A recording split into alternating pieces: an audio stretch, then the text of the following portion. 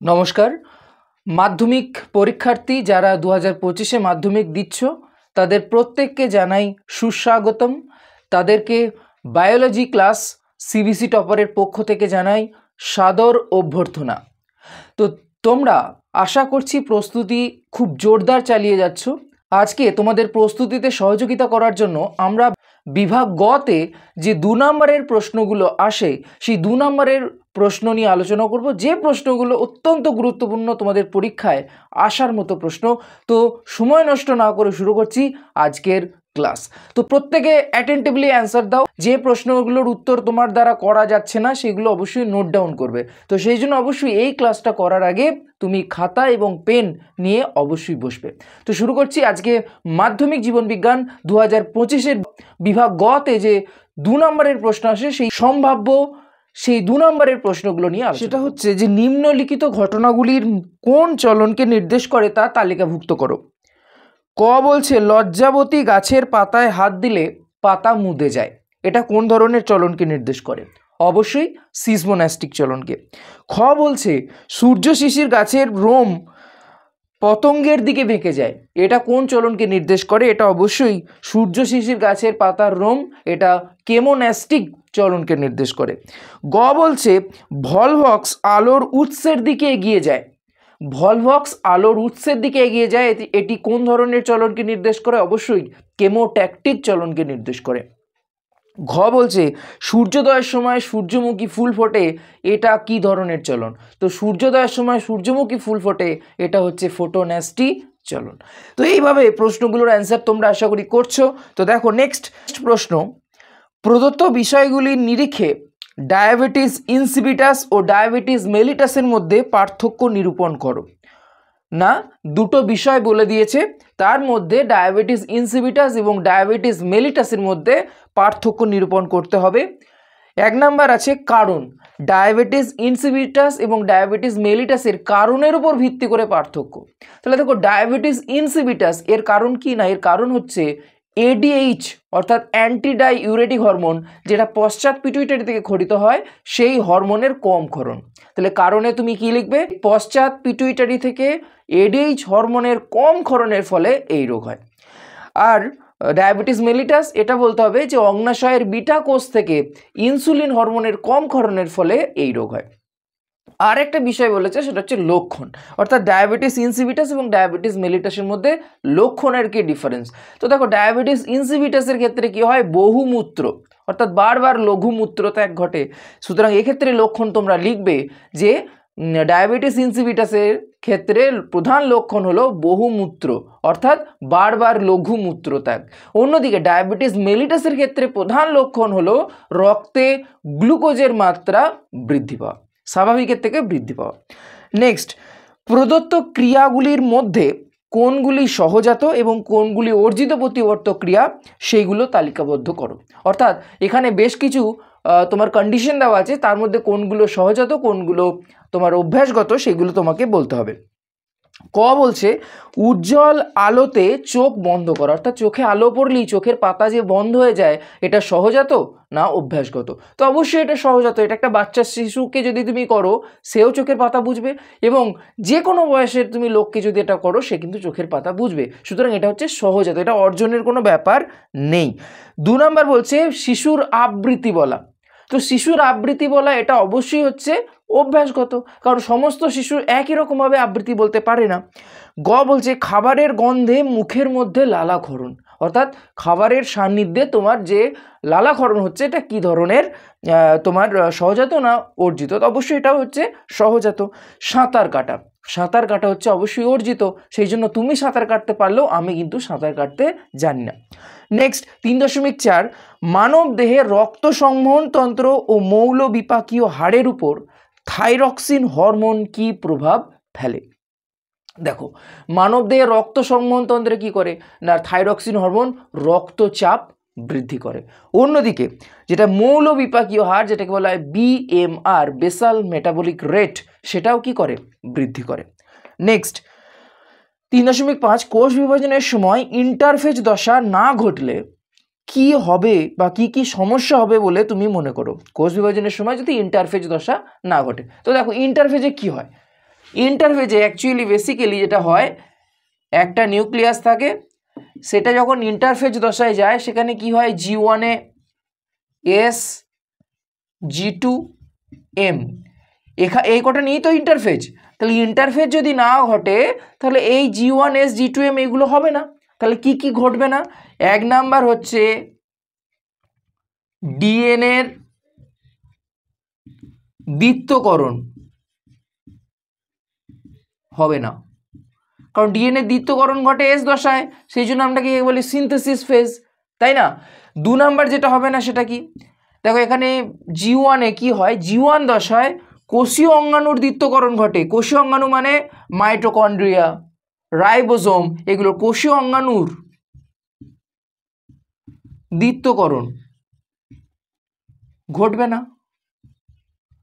2 number দক্ষিণা, দুটো answer লিখলেই যথেষ্ট। এছাড়াও তুমি লিখতে পারো যে ডিএনএ প্রতিলিপিকরণের জন্য প্রয়োজনীয় আরএনএ এবং উৎসেচকের সংশ্লেষ হবে না, তার কারণ সেগুলো G1 হয়। তাহলে যদি ইন্টারফেজ না হয় তাহলে G1 হচ্ছে না, এসও হচ্ছে না, G2 হচ্ছে না, এম হচ্ছে না, সেই জন্য ইন্টারফেজ না হলে এই ঘটনাগুলো হবে না। নেক্সট দেখো কি বলছে, ইন্টারফেজের G1 দশার দুটি উল্লেখযোগ্য ঘটনা উল্লেখ করো। তো এটা একটু আগেই বললাম, G1 দশায় যেটা হয় 1 নাম্বার সেটা হচ্ছে কোষীয় অঙ্গাণুর দ্বিত্বকরণ ঘটে। 2 নাম্বার ডিএনএ প্রতিলিপিকরণ যেটা হয় এস দশার, অর্থাৎ ডিএনএ প্রতিলিপিকরণের আগের ফেজ হচ্ছে G1, সেই জন্য ডিএনএ প্রতিলিপিকরণের জন্য প্রয়োজনীয় উৎসেচকের সংশ্লেষও কিন্তু ঘটে G1। ক্লিয়ার? নেক্সট, নিচের উদ্ভিদগুলি কিসের সাহায্যে অঙ্গজনন সম্পন্ন করে তা উল্লেখ করো। রাঙা আলু, রাঙা আলু কিসের মাধ্যমে অঙ্গজনন সম্পন্ন করে? তো রাঙা আলু অঙ্গজনন সম্পন্ন করে মূলজ মুকুলের সাহায্যে। পাথরকুচি, পাথরকুচি কিসের সাহায্যে অঙ্গজনন করে? পাথরকুচি পত্রজ মুকুলের মাধ্যমে অঙ্গজনন করে। আদা, আদা কার মাধ্যমে অঙ্গজনন করে? আদা হচ্ছে অবশ্যই গ্রন্থি কাণ্ডর মাধ্যমে অঙ্গজনন করে। কচুরিপানা, কচুরিপানা হচ্ছে অফসেট বা খর্বধাবক বা হর্ষধাবকের মাধ্যমে অঙ্গজনন সম্পন্ন করে। 3.8 বলছে যে মানুষের ক্ষেত্রে সন্তানের লিঙ্গ নির্ধারণ কিভাবে হয় তা ক্রসের সাহায্যে দেখাও। তাহলে মানুষের লিঙ্গ নির্ধারণ কিভাবে হয় সেটা তোমাকে ক্রস করে দেখাতে বলেছে। এর থেকে সোজা প্রশ্ন কি আর হতে পারে? তা তোমাকে এরকম পিতা জিনোটাইপ আর মাতার জিনোটাইপের মধ্যে ক্রস করতে হবে। তাহলে এখান থেকে গ্যামেট দেখিয়ে দেবে XY, এখান থেকে গ্যামেট XX। তাহলে এবার এটা চেকার বোর্ডে ফেলে দেবে।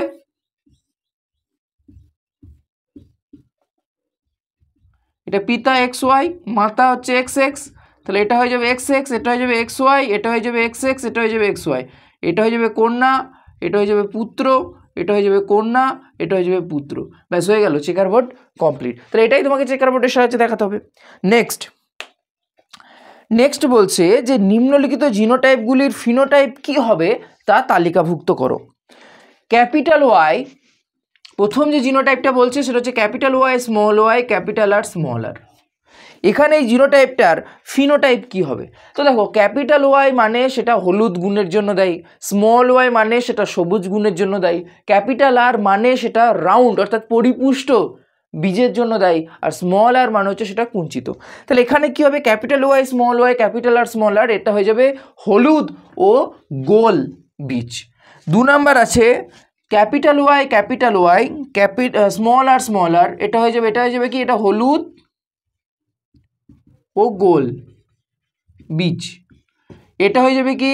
হলুদ, দুটোই স্মল আর আছে, ও কুঞ্চিত বীজ। আর কি আছে? স্মল ওয়াই ক্যাপিটাল আর, এটা হয়ে যাবে কি? সবুজ ও গোল। আর একটা আছে স্মল ওয়াই, এটা হয়ে যাবে সবুজ ও কুঞ্চিত। বোঝাতে পারলাম আমি? ব্যাপারটা বুঝতে পারলে? নেক্সট বলছে বাবা বর্ণান্ধ এবং মাতা সম্পূর্ণ স্বাভাবিক হলে তাদের ছেলে মেয়েদের কত শতাংশ বর্ণান্ধ হতে পারে? তো এই চেকার বোর্ডগুলো করা কিন্তু অত্যন্ত গুরুত্বপূর্ণ, এবং আমার মনে হয় না যে তোমরা চেকার বোর্ড আমার কাছে শিখে পারছো না। যারা এখনও পারছো না তারা আমার ভিডিওগুলো দেখোনি, ভিডিওগুলো দেখে নাও, আরামসে বুঝে যাবে। দেখো কি বলতে চাইছে।